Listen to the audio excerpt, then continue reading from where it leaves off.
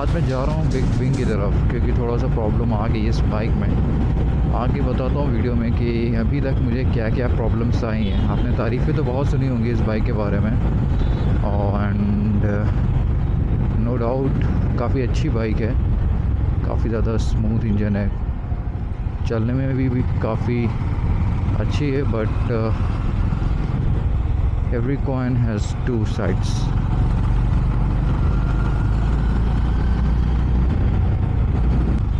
क्या इश्यूज़ हैं और आप कैसे उन्हें अवॉइड कर सकते हो। Since this is my first bike, तो काफ़ी गलतियां मैंने की और उन गलतियों से ही मैंने काफ़ी कुछ सीखा। और अब तो काफ़ी टाइम हो गया है, लाइक इट्स बीन 5 ईयर्स। ये 2021 में लॉन्च हुई थी ये बाइक, तो काफ़ी तरह टाइम हो गया। बट स्टिल जो इनकी प्रेजेंस है अभी भी उस लेवल पे नहीं है जिस लेवल पे इनकी प्रेजेंस होनी चाहिए। इस पूरे 1 ईयर में क्या क्या प्रॉब्लम्स आई हैं मैं उनके बारे में भी बात करूँगा, कि like you get the idea of what problems में अकर। कि कैसा रहा मेरा 1 year of experience. First of all जो सीधे पॉइंट पे आते हैं हम लोग, तो पहला मुझे जो प्रॉब्लम फेस हुआ वो था बिग विंग के अवेलेबिलिटी का। जब मैंने ये बाइक लिया था तब मेरे सिटी में बिग विंग नहीं था, तो मुझे दूसरे सिटी से ये लाना पड़ा। बट फॉर्चुनेटली मेरे सिटी में नेक्स्ट मंथ थी। जब मैंने ये बाइक लिया उसका next month big wing open हो गया। जब वो ओपन हुआ तो उसमें स्टार्टिंग के 3 से 4 मंथ्स पार्ट्स का प्रॉब्लम था। Like I wanted to change my mud guard with that of Highness, क्योंकि जो आरएस का मड फ्लैप है, तो ये आप कंसिडर कर सकते हो कि एक मेजर प्रॉब्लम है आरएस में।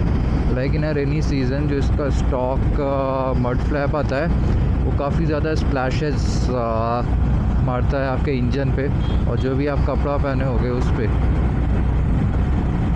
So the fix is either you get a rubber extender, but वो भी एक लाइक काम चलाऊ चीज़ होता है, जस्ट अ वर्क अराउंड। दूसरा ये है कि लाइक आप पूरा उसको चेंज करा दो और आप हाइनेस का मड फ्लैप लगवा लो।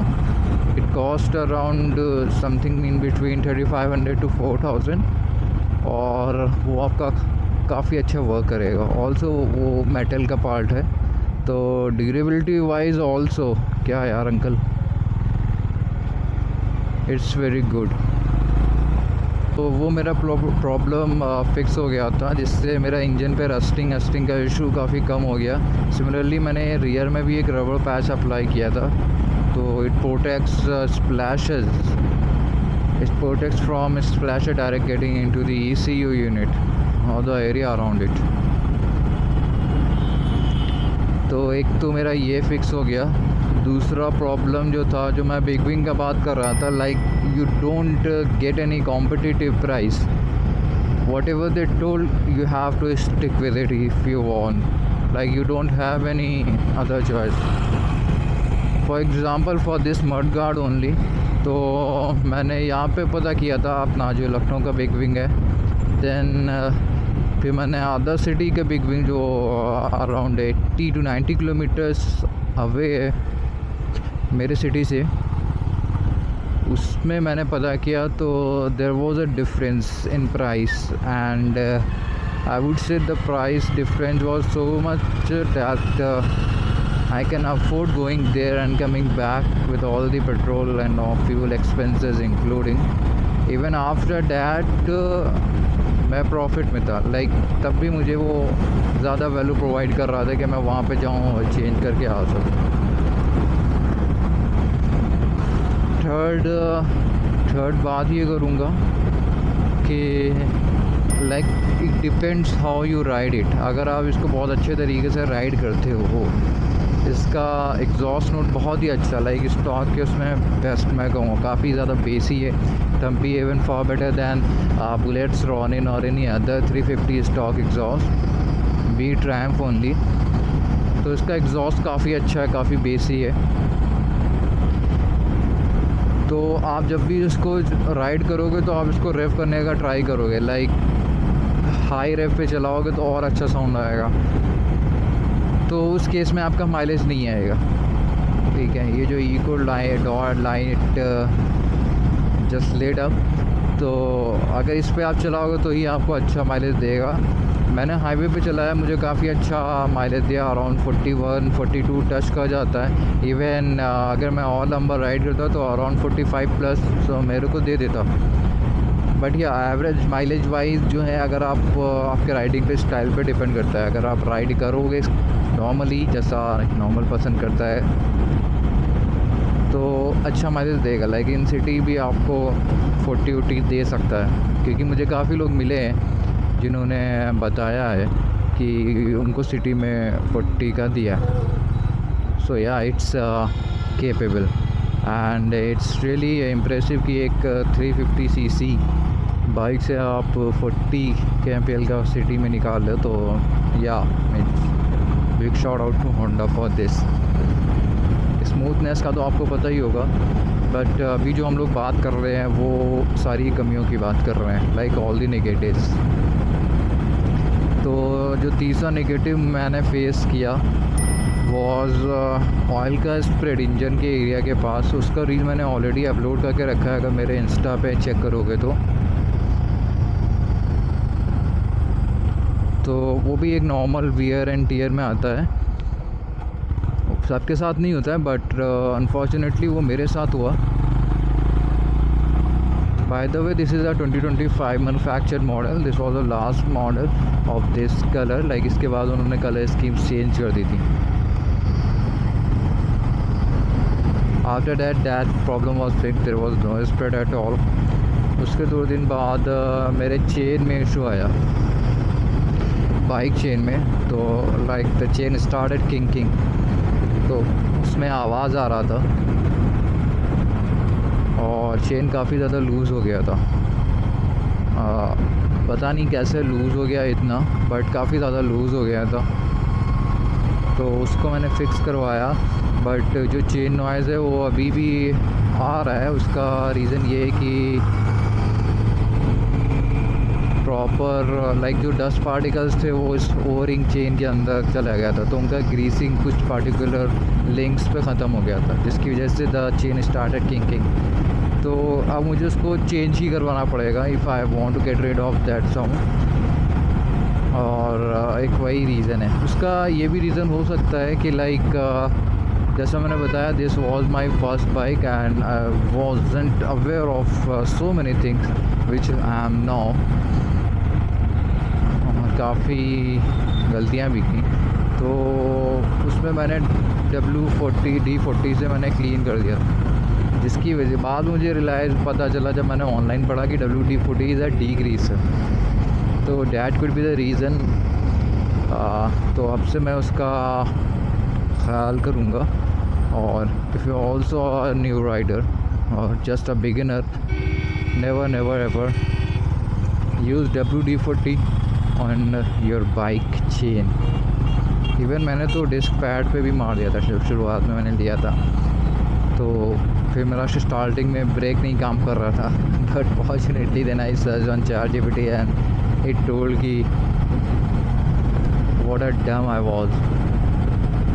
तब मैंने उसको वाटर से वॉश किया, देन इट्स परफेक्ट। हाँ, ब्रेक पैड से ये भी आया कि ये बाइक मैंने रेनी सीज़न में लिया हुआ था, तो जो होंडा के स्टॉक ब्रेक पैड्स है they will vanish like nothing. तो जो नेक्स्ट हुआ है, I don't know how many points have been. तो जो नेक्स्ट पॉइंट है वो इसका ब्रेकिंग का है। तो जो उसके ब्रेक पैड्स है, जो आपके स्टॉक वाले रहेंगे होंडा वाले, वो काफ़ी ज़्यादा वियर आउट हो जाएगा। मैंने इसे रेनी सीज़न में लिया था, may be that was the reason, but in a month like they were gone. तो मैंने ऑनलाइन निकावी के ब्रेक पैड्स में यूज़ कर रहा हूँ एंड इट्स रियली इम्प्रेसिव।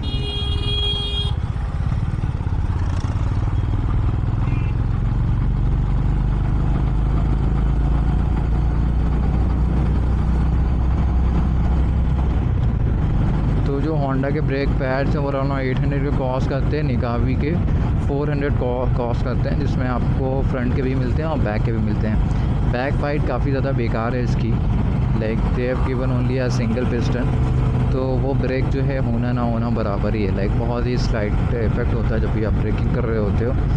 मैं पर्सनली इंजन ब्रेकिंग और ये डिस्क ब्रेकिंग इन दोनों को कंबाइन करके मैं ब्रेकिंग को यूज़ करता हूँ, तो काफ़ी ज़्यादा इजी रहता है मेरे लिए।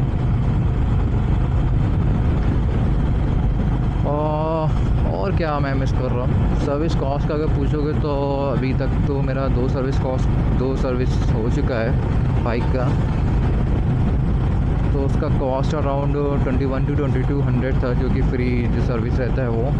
अब मैं नेक्स्ट जो है ये वाला सर्विस, ये थर्ड सर्विस रहेगा, और मैं सोच रहा हूँ कि इसमें AMC बनवाने का। I have seen the videos to consider the premium AMC और the basic AMC cause that is much more value for money over the basic one, but let's see how much, like it depends on the dealership कि how much they are charging for the AMC। और जैसा मैंने बताया कि there's no competitive pricing available, so you have to stick with what they tell।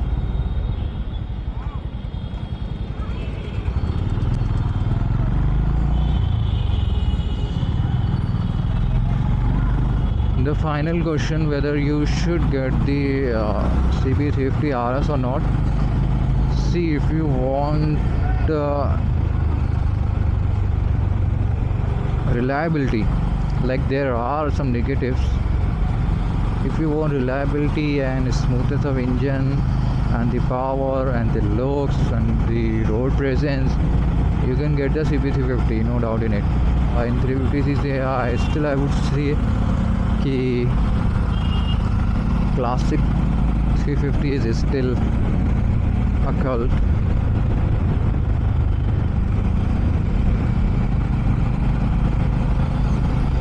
जा सकते हो उधर भी, लाइक वो भी एक अच्छी बाइक है, बट अगर आप कंपेयर करोगे दोनों में तो definitely Honda wins in every aspect.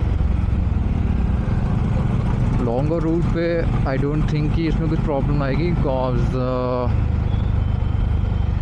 Mostly तो इंजन इसका और जो ओवरऑल इंजीनियरिंग है आई बिलीव होंडा और रॉयल एनफील्ड का सेम ही होगा।